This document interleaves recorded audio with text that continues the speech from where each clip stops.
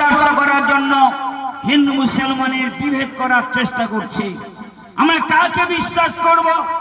রামকৃষ্ণ পরমহংসদেব তিনি মিলনের কথা বলেছেন।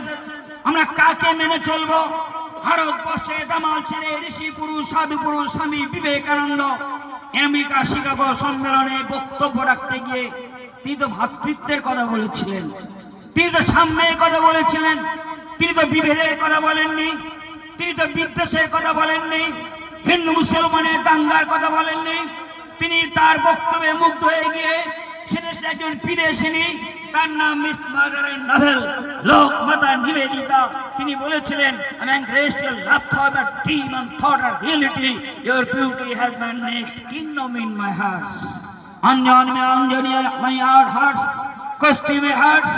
তিনি বলেছিলেন, undoubtedly modern age may be called age of science, by the help of science man has next named well out in invincible of nature, stone Victoria footprints about it.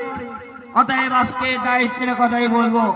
সেই স্বামী বিবেকানন্দ হযরত মুহাম্মদ সাল্লাল্লাহু আলাইহি ওয়াসাল্লামের প্রশংসা করেছেন।